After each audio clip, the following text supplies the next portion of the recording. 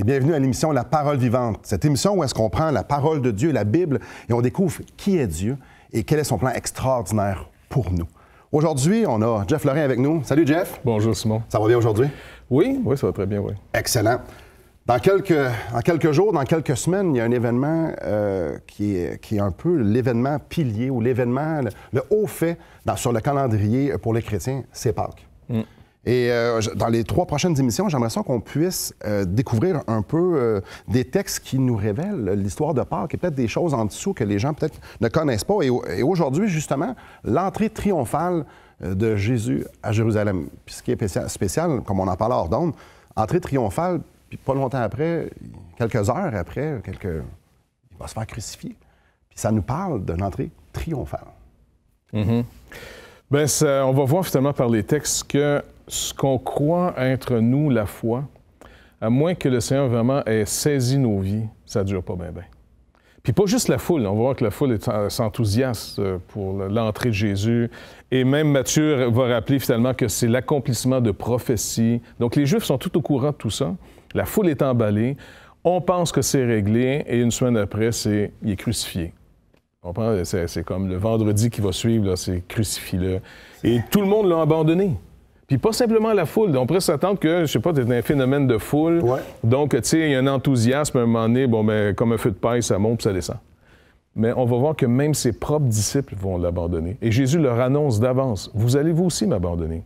Donc, il y a une leçon pour nous tous là-dedans vitale. Si quelqu'un cherche en ce moment le sens de sa vie, à quoi ça va mener, est-ce que Dieu, d'abord, veut m'accepter ou non? Toutes ces questions-là vont être abordées ici pour voir que notre vie commence dans l'échec. On finit dans la victoire. Ça commence bien, on voit. Ça commence bien. Ça commence bien. Qu'est-ce que tu en penses? On lit le texte pour mettre les gens un peu en contexte, puis après ça, on va en discuter. Donc, j'aimerais vous inviter à la maison de prendre vos Bibles et de tourner dans l'Évangile de Matthieu, le premier livre du Nouveau Testament, et de tourner au chapitre 21. Je vais lire à partir du verset 1. Lorsqu'ils approchèrent de Jérusalem et qu'ils furent arrivés à Bethphagée, vers la montagne des Oliviers, Jésus envoya 2 disciples. En leur disant, « Allez au village qui est devant vous, vous trouverez aussitôt une âne attachée et un ânon avec elle. Détachez-les et amenez-les-moi. Si quelqu'un vous dit quelque chose, vous répondrez, « Le Seigneur en a besoin. » Et à l'instant, il les laissera aller. Or, ceci arriva afin que s'accomplisse ce qui avait été annoncé par le prophète. Dites à la fille de Sion, « Voici ton roi, viens à toi, plein de douceur et monté sur un âne, sur un ânon, le petit d'une ânesse. » Les disciples allèrent et firent ce que Jésus leur avait ordonné. Ils emmenèrent l'ânesse et l'ânon, mirent sur eux leurs vêtements et le firent asseoir dessus. Et c'est là que ça devient un peu spécial. La plupart des gens de la foule étendirent leurs vêtements sur le chemin, d'autres coupèrent des branches d'arbres et en jonchèrent la route. Ceux qui précédaient et ceux qui suivaient Jésus criaient « Hosanna au fils de David! Béni soit celui qui vient au nom du Seigneur! Hosanna dans les lieux très hauts! » Lorsqu'il entra dans Jérusalem, toute la ville fut émue et l'on disait « Qui est celui-ci? » La foule répondait « C'est Jésus, le prophète de Nazareth, en Galilée. » Et comme tu dis, pas longtemps après, ils disent « Crucifie-le, crucifie-le, crucifie-le. » Ici, là, c'est le roi rentre, c'est quelque chose d'incroyable. Mais je pense que ce qui est vraiment intéressant de voir ici, puis ça peut devenir une bonne nouvelle pour nous. Parce qu'on est décevant, et là, le texte va nous montrer à quel point on peut être décevant. C'est sûr que là, on parle d'une foule, mais on peut s'identifier à cette foule. D'abord, les Juifs, contrairement aux autres peuples, ont eu une relation avec Dieu assez unique. C'est un peuple qui a été mis à part par Dieu. Dieu, après ça, leur a montré sans arrêt sa propre fidélité. C'est pas le peuple d'Israël qui était si fidèle à Dieu, parce que tout le long de l'Ancien Testament, on voit l'infidélité d'Israël. Mais Dieu montre sa fidélité, sa constance, ce qu'il a promis, il va l'accomplir. Il en a fait des démonstrations, par exemple, quand il a libéré le peuple d'Égypte, parce que la fête de la Pâque ici, elle est reliée à la première Pâque qui a eu lieu quasiment, on va dire, 1500 ans au moins à partir de Jésus, là, si je ne me trompe pas. C'est peut-être même plus de 2500? 1500 de création à Égypte, ouais, peut-être 2000, ouais, quelque chose. En tout cas, dans ces eaux-là. Dans ces eaux-là, OK? Donc, et puis, finalement, quand ils vont sortir, quand ils sont en esclavage en Égypte, parce que la Genèse nous rappelle un peu que ça a commencé avec Abraham qui est appelé, d'Abraham, il y a eu des enfants, un fils entre autres, et ainsi de suite. Et puis après, ils sont partis vivre en Égypte pour une saison. Déjà, Dieu avait annoncé que dans 400 ans, il était pour les libérer. OK? Donc, c'est quelque chose... Tout est annoncé. Et par tous ces phénomènes, Dieu dit toujours à Israël, voici comment tu vas me servir, comment tu vas m'adorer. Voici qu'est-ce que je veux que tu fasses avant n'importe quoi. Rappelle-toi. Il va toujours dire, rappelle-toi. Donc, tu commences toujours en te rappelant. Et deuxièmement, sois fidèle. Et Israël, là-dessus, échoue souvent. Mais la Pâque ici, d'abord, c'est rappelle-toi. Donc, il y a toutes sortes de choses qu'il faut se rappeler par rapport à cette fête-là. Et Jésus est en train de toutes les accomplir. Et, en gros, Dieu leur a dit, utilisez pas votre créativité, je vais vous dire exactement quoi faire. Exactement. La religion en Israël, c'était pas une question artistique un peu. C'était programmé, mon chum, à la lettre. Tu vois? Et Dieu voulait libérer son peuple. Ouais. Et on se souviendra juste rapidement, les 10 plaies, la dernière plaie, il devait immoler un agneau, devait mettre le sang de l'agneau, le mettre sur les linteaux, sur le cadre de porte, et que quand l'ange de la mort était pour passer, ceux qui avaient eu la foi de mettre le sang de l'agneau, leur premier-né était pour être sauvé. Et les Égyptiens n'ont pas fait ça. Et c'est là qu'ils ont dit de partir, allez-y, mais les Juifs qui ont fait ça, les Juifs, la nation qui ont eu foi en Dieu, ont pu faire ça. Et ici, les gens, eux, quand ils voient ça, ils n'ont aucune conception que c'est ce qui est en train de se passer. Mais la vraie Pâque est en train de... Non, parce que là, ici, comme tu dis, là, on rentre dans un enthousiasme. Mm-hmm. Et on oublie encore qu'il n'y aura pas de salut à moins qu'il y ait une mort. Je t'arrête là-dessus. Il n'y aura pas de salut à moins qu'il y ait une mort. N'est-ce pas une idée, comme on parlait dès le début, un peu négative? Mais en fait, c'est une très bonne nouvelle. Après la pause, on va continuer justement à développer le texte, développer ce plan extraordinaire que Dieu a pour nous de nous sauver. Donc, restez avec nous.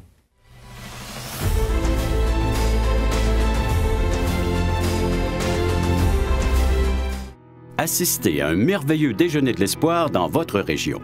Un invité vous racontera comment Dieu a transformé sa vie et comment son cœur, souffrant, a trouvé une joie indicible en développant une relation personnelle et intime avec Dieu et son Fils Jésus-Christ.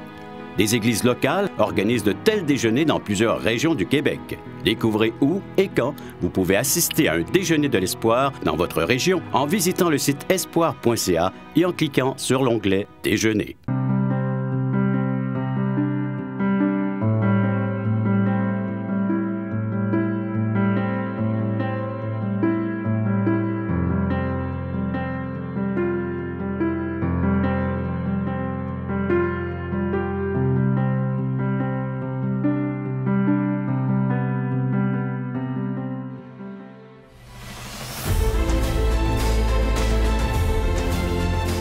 Bonjour à vous. Oui, Pâques. Pâques. Donc, ce qu'on s'apprête à fêter, qui est une fête au Québec qui est quand même très populaire, vaguement, plusieurs personnes vont savoir que c'est relié à Jésus, mais comme on l'a mentionné juste avant la pause, ça remonte pas mal loin. Donc, Jésus est venu accomplir ce que le peuple d'Israël ont fait pendant plus d'un millénaire, parce que ils célèbrent et ils se rappellent en célébrant finalement la libération d'Égypte. Et puis, comme tu l'as rappelé, quand Moïse est arrivé, parce que c'est par Moïse que tout ça s'est fait, le peuple est en esclavage en Égypte, et puis Dieu, finalement, va affranchir son peuple. Il renvoie Moïse donc vers le peuple d'Israël, qui est en Égypte. Et puis, il dit, tu vas aller dire à Pharaon, libère mon peuple, laisse aller mon peuple qui me serve. Mais tout fait que ça ne marchera pas. Même Dieu dit d'avance, en passant, il ne voudra pas.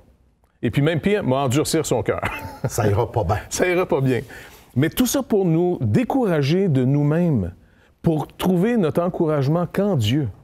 Le but de Dieu, c'est pas de nous décourager juste pour nous décourager comme, méchamment. C'est n'espère plus en toi, n'espère plus dans ce que tu vois, mais espérons en Dieu qui a promis et y est fidèle. Donc, c'est ça, comme tu viens bien de le dire, c'est qu'on puisse avoir une dépendance envers Dieu. C'est-à-dire, moi, je suis pas capable de me sauver. J'ai besoin que Dieu intervienne. Et donc, c'est vraiment l'abandon de notre justice, de nos capacités, de tout ce qui peut venir de bon de nous autres. Parce que plus tu fais confiance au Seigneur, plus tu dépends de lui, ben tu te dégages, tu te libères de dépendre des gens qui vont te décevoir. Pas plus compliqué que ça. Nous inclusivement. Nous inclusivement, surtout nous. On est des bons menteurs. On aime se mentir ou se faire mentir. Vivre dans une illusion qu'on s'est créée. Exactement, oui. On se raconte des histoires puis on y croit. On y croit, voilà. C'est comme quelqu'un dit, j'ai mon opinion et je la respecte. Fait qu'ici, dans le contexte, Jésus est en train de dire, d'abord, il avait dit à ses disciples, vraiment, je voulais faire cette dernière Pâque avec vous, parce que c'est la dernière fois qu'on l'a fait de manière symbolique. Parce que tout ça était le symbole de ce qui devait arriver un jour. Et c'est pour ça que Jésus, si on revient un peu dans les évangiles, quand le prophète, au fond, ou Jean-Baptiste, l'annonce, le présente, il le présente comment? Comme étant? L'agneau qui ôte le péché du monde. Exactement. Donc, il est en train d'y faire une référence ici. Il faut comprendre, pour nous au Québec, l'agneau, ça ne veut pas dire nécessairement grand-chose. Mais pour le peuple d'Israël, comme on le mentionne depuis tantôt, ça pointe vers l'Égypte, vers la sortie d'Égypte, qu'il a fallu qu'ils sacrifient un agneau. Exactement, oui.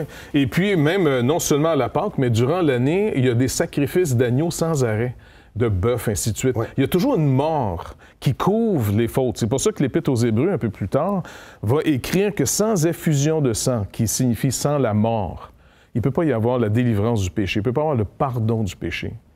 Parce que notre misère est tellement grande qu'on la mesure seulement des fois par rapport aux médicaments qu'on est obligé de prendre. Ouais. Hein?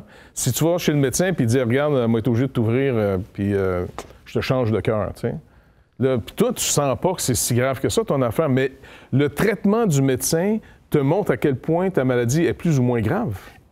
Et le traitement de Dieu, c'est parce que nous sommes morts.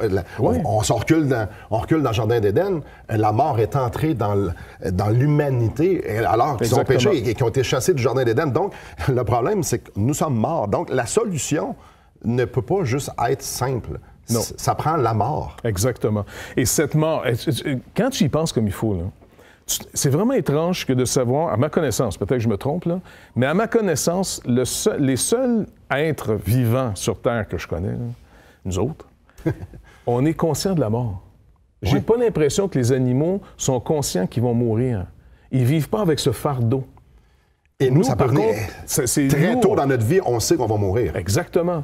Et il ne faut pas négliger les appels, tu sais, dans le sens que si quelque chose t'interpelle, la sagesse veut que tu t'arrêtes, tu réfléchisses. Comment ça se fait que depuis que je suis tout petit, je suis conscient que je suis mortel, que je peux mourir? Je ne fais pas juste comme un animal répondre à un stimuli de défense. Après ça, je continue comme si de rien n'était. Même s'il ne m'arrive rien, je sais que je vais mourir. Et c'est un problème pour l'humanité de mourir. Donc, c'est pour ça ici qu'il faut être conscient que Dieu a mis dans le cœur des gens ce sentiment étrange de la mort face à l'éternité. Comme il dit dans les classes. Après. C'est ça. Puis même si tu n'arrives pas à trouver la trace de tout ça, pourquoi j'ai toujours cette impression qu'il y a quelque chose après? Même si philosophiquement, aujourd'hui, on fait tout pour dire aux gens, non, il n'y a rien, il n'y a rien. Attends, c'est une croyance, ça, il n'y a rien. De la même manière que de croire qu'il y a quelque chose ou de croire qu'il n'y a rien, les deux sont une croyance. Les deux, c'est croyance, voilà. Donc, tu dis, oui, mais s'il y a quelque chose, pourquoi j'ai l'impression qu'il y a quelque chose? Alors, le Seigneur dit, tu as une bonne impression. Veille sur l'impression. Cherche pendant que tu peux trouver. Et là, c'est pour ça qu'en Israël, tu avais toujours une religion que même souvent, les gens aujourd'hui trouvent un peu barbare. Ah, il y a du sang toujours dans cette religion, tous les animaux qui sont mis à mort. C'est pour nous rappeler que sans effusion de sang, sans la mort, il ne peut pas avoir une vraie délivrance. Et donc, eux autres, les disciples, Jésus leur annonce, c'est la dernière fois que nous allons célébrer la Pâque. La Pâque figurativement. Figurative. Donc, il y en a une qui va arriver d'une façon complète. Ouais. Clairement, ils n'ont pas compris ça. Donc, eux, ils rentrent là enthousiasmés parce qu'ils sont avec Jésus, ils rentrent à Jérusalem et on peut voir là qu'ils rentrent d'une façon assez triomphante. Ben oui, écoute, c'est la gloire. Regarde, le texte dit, d'abord, la manière qu'il va rentrer. Le véhicule de l'époque, c'est les animaux. Oui, c'est ça, un âne. L'âne, non. Non, il va dire, vous allez rentrer dans le village, vous allez voir un ânesse avec un ânon, un jeune âne qui n'a jamais été monté encore, OK? Et vous allez le prendre. Et si le propriétaire vous dit, les gars, vous faites quoi? Vous dites simplement, le maître en a besoin, le Seigneur en a besoin. Et il va dire, OK. Ouais. Déjà, là, c'est un peu space, tu comprends?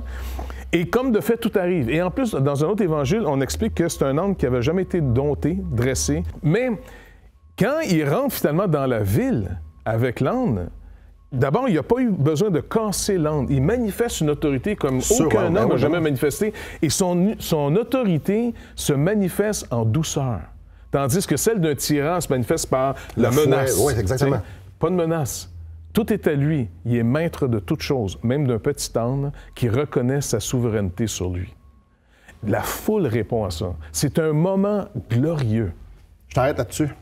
Un moment glorieux. Jésus rentre dans Jérusalem dans la gloire. Lui, comme on le dit encore et encore, qui va se faire crucifier pour le péché du monde. Beaucoup de choses à méditer là-dessus. Je vous invite à réfléchir comment ils ont pu virer d'opinion comme ça dans si peu de temps. Comment on est si fragile face à la proclamation qui est roi et demain matin, ou pas longtemps après, on veut le tuer. On va discuter de ça après la pause. Restez avec nous.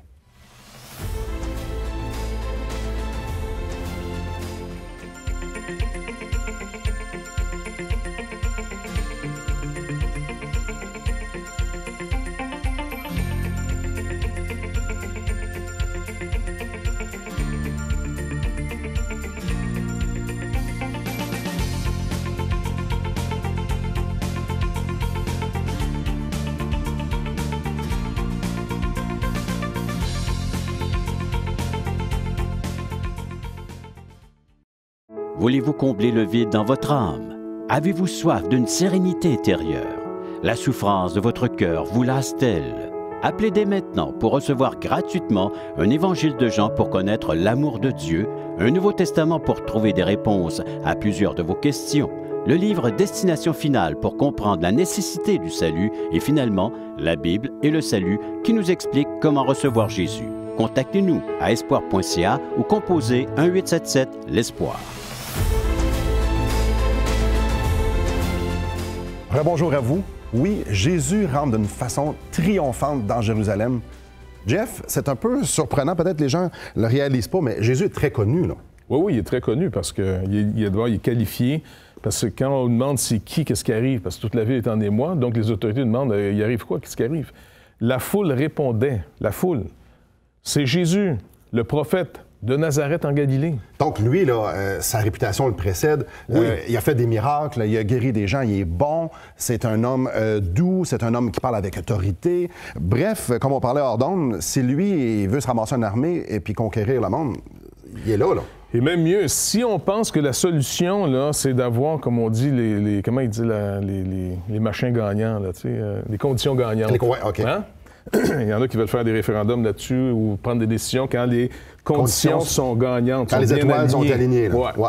Bien ici, là, le Seigneur va nous montrer, à nous, entre autres, qui ont espéré en lui, faites attention, l'humanité ne pourra jamais s'en sortir avec les conditions gagnantes. Parce que tu ne peux pas avoir plus de conditions gagnantes que là.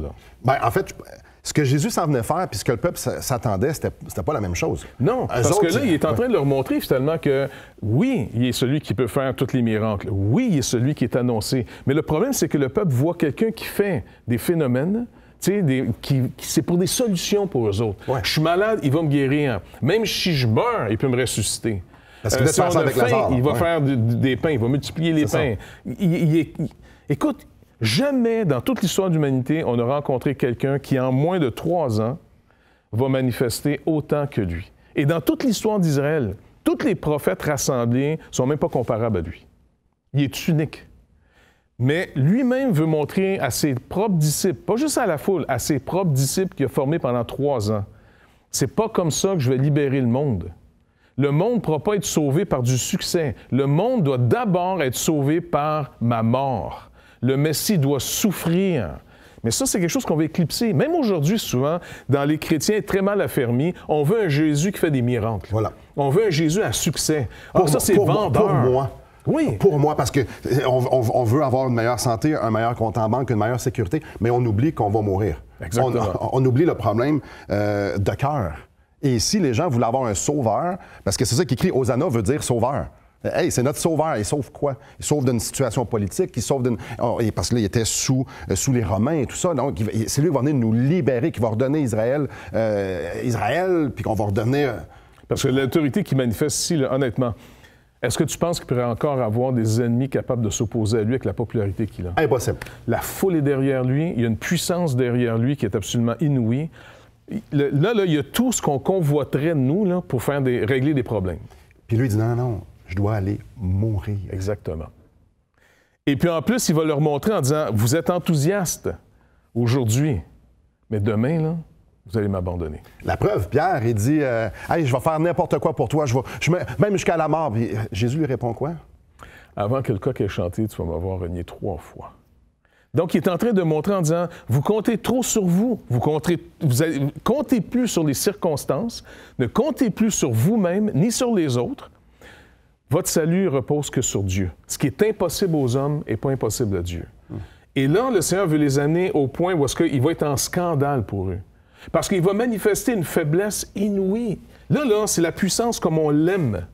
Là, c'est de la victoire comme on veut la voir. Tu comprends? Et combien de fois j'ai travaillé avec des gens dans l'évangélisation, puis avec des confrères, pasteurs, ils me disent « Ah, c'est parce qu'il n'y a pas assez de miracles, et puis il faut prier plus pour qu'il y ait plus de phénomènes. » Je dis « Non, la parole entière nous montre sans arrêt que malgré tous les phénomènes et les miracles qu'il peut y avoir... » C'est par la faiblesse. Le Seigneur va nous sauver en nous mettant d'abord sur conviction de péché, d'échec, pour nous dire « Mais je t'ai aimé et je suis mort pour toi à la croix du Calvaire. » C'est tellement spécial parce qu'il offre quelque chose que les gens, c'est pas ça qu'ils cherchent. C'est ça, oui. Et là, il leur donne ce qu'ils cherchent pour leur dire après ça « C'est pas ça que je vais vous donner. » Non, ce que vous avez besoin, c'est que vos péchés soient pardonnés. Ce que vous avez besoin, c'est qu'il y ait une intervention divine dans votre cœur pour que je puisse vous donner la vie parce que vous êtes mort. Et ça prend ma mort à moi. Et ça, ils n'ont pas compris ça, mais pas du tout. Là. Eux autres, t'es comme « Ah, wow, Jésus! » Puis il va être couronné roi, ça va être exceptionnel. Oui, il a été couronné. Il a réellement été couronné. Mais c'était une couronne d'épines. Ouais. Parce qu'avant, il devait souffrir pour eux. Oui, tu as tellement raison. Et puis, c'est quelque chose qui, jusqu'à aujourd'hui, on ne veut pas l'entendre, ça. Et les gens, comme on l'a mentionné de plusieurs façons, les gens s'attendent à Jésus de beaucoup de choses. Ils veulent avoir les miracles, ils veulent avoir la guérison. Un Jésus puissant, ils veulent que ça se vende bien, en d'autres mots, tu comprends? Ils veulent le Jésus qu'eux autres, il y avait. Tu l'as mentionné tantôt, et les gens qui ont suivi Jésus tout au long de son 3 ans de ministère, ils voulaient être nourris. Ça, on veut qu'il guérisse nos enfants, on veut qu'il nous guérisse. Il va me donner une vie plus facile, clairement. Mais Jésus est en train de démontrer ici, ouais, non, c'est pas là que ça commence. Ça commence à, t'as un problème fondamental, t'es mort. Et moi, je vais te donner la vie, donc je vais mourir pour toi. À vous, à la maison, qu'est-ce que vous attendez de Jésus? Est-ce que vous attendez qu'il vienne révolutionner votre vie et vous donner une vie, oh, combien confortable? Ou vous voulez que Jésus meure pour vous, pour pouvoir vous donner la vie, vous pardonner de vos péchés? Après la pause, on va justement terminer l'émission en réfléchissant sur la signification de la croix et ce que ça peut nous apporter à nous, à vous. Donc, restez avec nous. On se revoit après la pause.